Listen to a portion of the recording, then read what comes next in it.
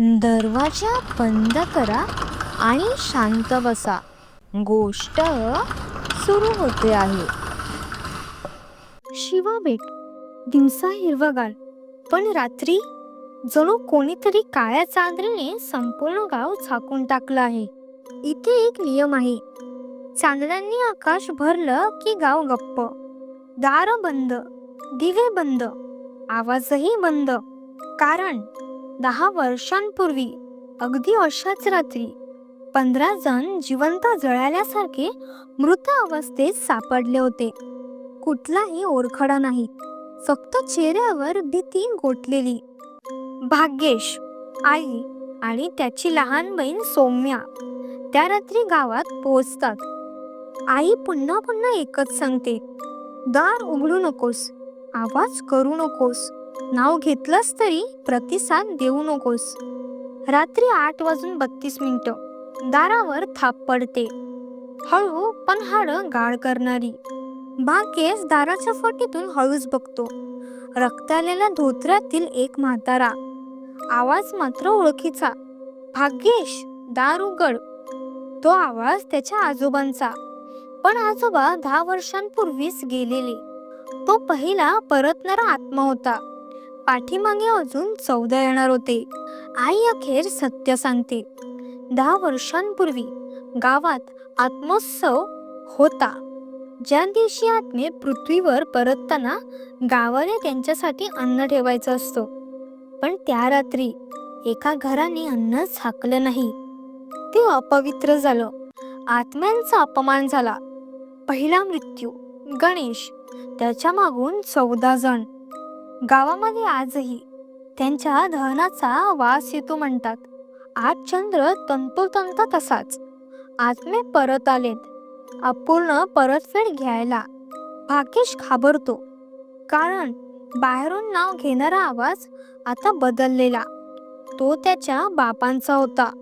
आई चटका देणारं सत्य सांगते.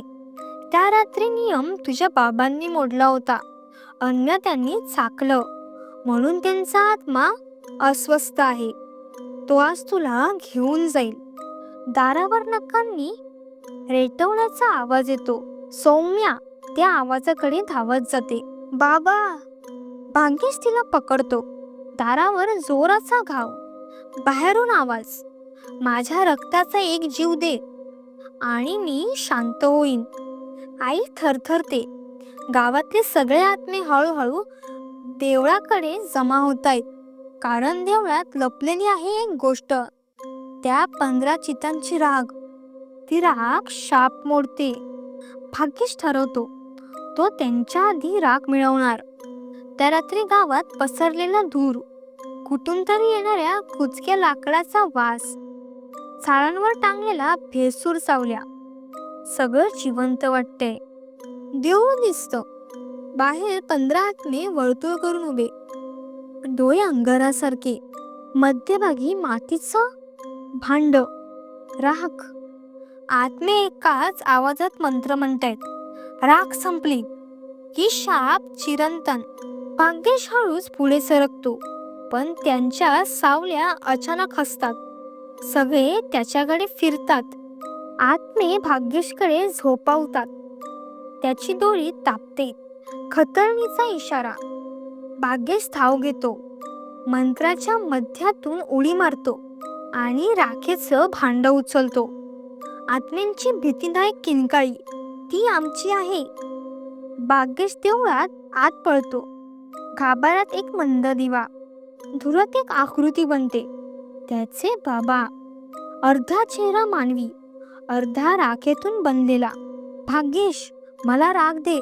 माझ्या चुकीला शेवट देऊ दे. भाग्येशच्या डोळ्यात पाणी. तुम्ही माझे बाबा आहात, पण मी तुमचं पाप पुढे नेणार नाही. तो राग पवित्र अग्नीत फेकतो. तेवढ्यात अग्नी निळा पेटतो. आत्म्यांची 15 एकत्रित किंचाळी. जग हादरल्यासारखं. बाबा हळूहळू राखेत बदलतात. तू मला मुक्त केलंस मुला. आणि ते धुरात विलीन होतात. पहाटे गावात पहिल्यांदा 10 वर्षात पक्षी चिवचिवतात. सगळे दिवे लावले जातात. गाव जिवंत झालंय. भाग्येश देवळातून बाहेर पडतो तेव्हा गावावर पहाट पसरलेली असते. धुक्याचे हलके पडदे अजूनही जमिनीवर रेंगाळत आहेत. आई आणि सौम्या धावत त्याच्याकडे येतात. त्यांना खात्रीही नसते तो जिवंत परत येईल की नाही. आई त्यांना घट्ट मिठी मारते. आपण संपवलं, शाप तुटला, आता सगळं ठीक होईल. भाग्येश काही बोलत नाही. त्याचे डोळे अजूनही देवळाच्या दिशेला खिळलेले. काहीतरी त्याने तिथे पाहिलं होतं जे शब्दात सांगणं शक्यच नव्हतं. गाव हळूहळू जागा होतो. लोक पहिल्यांदा 10 वर्षांनी घराबाहेर पाऊल टाकतात, पण कोणालाही कळत नाही भाग्येशने अग्नी सेकलेली राख या भूमीशी किती खोल जोडलेली होती. त्या दिवशी गावात शांतता पसरली असली तरी गावकरी लक्षात घेतात की थोडं थोडं काहीतरी बदलतंय. मदनपाडा इथल्या झाडांच्या सावल्या सूर्याच्या उलट दिशेला जात आहेत. समुद्र किनाऱ्यावर पक्षी विंगणं हलवता स्थिर उभे आहेत. गावच्या जुन्या विहिरीतून निळसर वाफ येते. पाण्याला चंद्रासारखी हलकी चमक. भाग्येश स्वतःही गोष्टी बघत असतो.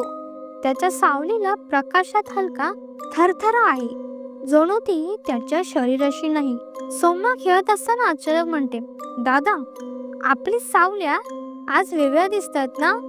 भाग्येश तिला थांबवतो. बघू नकोस, घरात चल.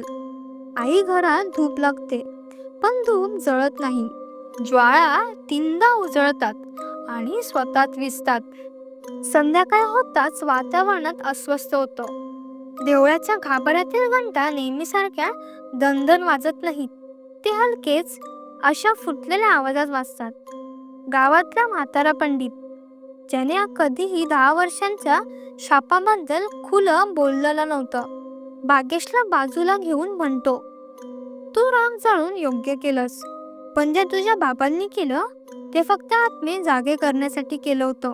त्यांनी नियम मोडला, पण शाप खूप जुना आहे. 15 आत्म्यांचा अंत म्हणजे सुरुवात होती. भाग्येश थरथरतो. सुरुवात? आणि ती कसली?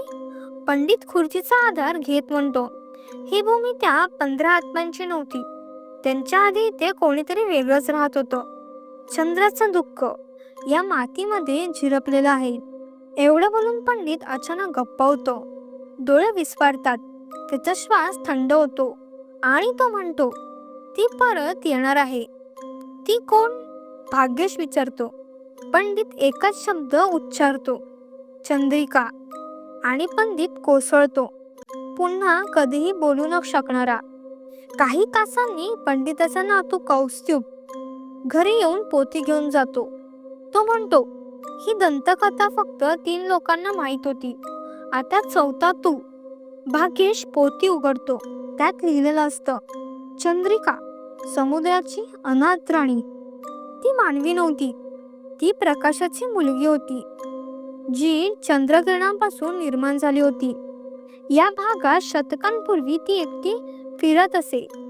तिचा एकच नियम होता, कोणीही चालण्याखाली तिला पाहिलं तर त्याचा श्वास ती घेऊन जाते. लोकांनी तिथे पूजा केली होती. तिचं नाव अंधश्रद्धेने भरलं आणि शांतता राखण्यासाठी आत्मोत्सव नावाचा विधी बनवला गेला. 15 आत्मे ते फक्त प्रथम बळी होते, पण चंद्रिकाचा परत येण्याचा मार्ग त्यांच्यातून तयार झाला होता. भाग्येश वाचत असताना कागदावर चंद्रकिरण पडते आणि अक्षरे स्वतःच बदलतात. तिचं हक्काचे एक शरीर अजून बाकी आहे. कौस्तुभ कुजबुजतं, हे शरीर कोणाचं?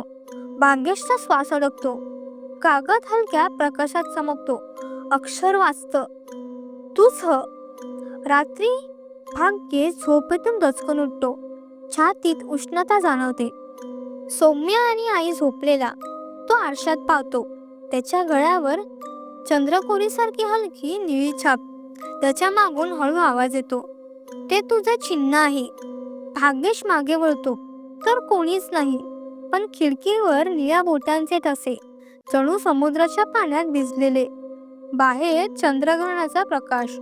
दुसऱ्या रात्री गाव थंड होतं. लाटांचा आवाज नेहमीसारखा नव्हता. लाटा फक्त एकच शब्द बोलत होत्या, भाग्येश. भाग्येश. तो घराबाहेर येतो. आई ओरडते, थांब, रात्री बाहेर जाऊ नकोस, शाप गेलाय. पण समुद्र जागा झालाय. पण तो ऐकत नाही. समुद्राकडे चालत जातो. पायाखालील वाळू थंड, लाटा त्याच्या पायावर येतात आणि अचानक एक पांढरा सडपातळ हात पाण्याबाहेर येतो.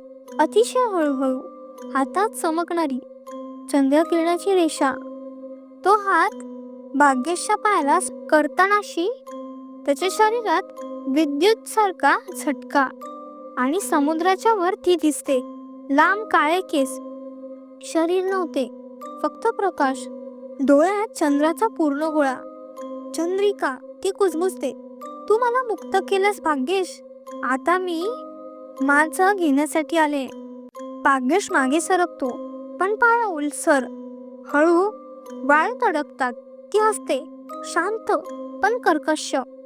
गावात त्या रात्री लोकांची सावली दिसेनाशी होते. लोक प्रकाशात उभे, पण जमिनीवर आकृती नाही. पण एक सावली दिसते, भाग्येशची सावली. पण ती त्याच्या हालचालीला जुळत नसते. ती जणू त्याला वेगळं जग सुचवत असते. गावातील म्हातारे म्हणतात, त्याची सावली उरते, चंद्र त्यालाच बोलवतो. चंद्रिका भाग्येशला समुद्राकडून देवळाकडे ओढत नेते. त्याचे पाय आपोआप चालतात, जणू एखादा नाव शरीरात शिरलाय. देवळात पोचल्यावर दिवा स्वतः पेटतो. निळ्या ज्वाळा उठतात. चंद्रिका त्याला म्हणते, तुझ्या बाबांनी मला थांबवलं होतं, आत्मविश्वासाचा नियम मोडून, म्हणून 15 आत्मे मुक्त झाले. पण माझं शरीर, माझी अस्तित्वाची छाया, ती तुझ्यात आहे. भाग्येश ओरडतो, माझ्यात का? चंद्रिकाचा आवाज निवांत, कारण तू माझा शेवटचा वंशज आहेस. तुझ्या रक्तात चंद्राचा अंश आहे. आता मी तुला पुन्हा पूर्ण करणार. भाग्येश मागे हटतो. त्याच्या शरीरात निळे तडे फुटू लागतात. त्वचेवर प्रकाश पसरू लागतो. देवळाच्या आत दिव्याचा प्रकाश अचानक लाल होतो. त्याचे बाबा क्षणभर पुन्हा दिसतात. धाव भाग्येश, धाव, ती तुला शरीर म्हणून वापरणार आहे. भाग्येश प्रचंड वेदना सहन करत देवळाच्या मध्यभागी असलेल्या गंगेच्या कळशीला ढकलतो. पवित्र पाणी जमिनीवर पसरतं. निळ्या ज्वाळा शांत होतात. चंद्रिका किंचाळते. एक भयानक स्वर जमिनीला हलवणारा. भाग्येश धावत गाभाऱ्यातील शिलालेखाजवळ जातो आणि स्वतःची सावली त्या शिलालेखावर ठेवतो. शिलालेख उजळतो. सावली जळू लागते. केवळ सावली, भाग्येश नाही. चंद्रिका तिच्याकडे झेपावते, पण सावली जळताच ती संकटासारखी पांढऱ्या धुरात बदलते आणि देवळाच्या छतातून आकाशात विलीन होते. चंद्रग्रहण तुटतं. चांदण्यांना उबदार रंग येतो. भाग्येश जमिनीवर कोसळतो. आई आणि सौम्या त्याला उचलतात. त्याच्या गळ्यावरची निळी छाप नाहीशी झालेली. गावात पुन्हा दिवे पेटवलेले, लोक सुखावलेले. पण भाग्येश आकाशाकडे पाहतो. चंद्र शांत, निर्मनुष्य. पण क्षणभर चंद्राच्या कडेला एक हलकी स्त्रीची आकृती चमकून जाते. चंद्रिका किंवा तिची शेवटची छाया, काहीही निश्चित नाही. भाग्येश कुजबुजतो, ती गेलेली नाही. आकाश निळं होतं. समुद्र शांत. पण लाटांच्या टोकावर एक पांढरा हात क्षणभर चमकतो आणि अदृश्य होतो. जर ही गोष्ट तुम्हाला आवडली असेल तर व्हिडिओला नक्की लाईक करा आणि अशाच भयानक गोष्टींसाठी माझ्या SG हॉरर स्टोरीजला सबस्क्राईब करा. पुढच्या रात्रीच्या थरारक प्रवासासाठी भेटूया. तोपर्यंत सावध रहा, कारण भीती सुरू झाली आहे.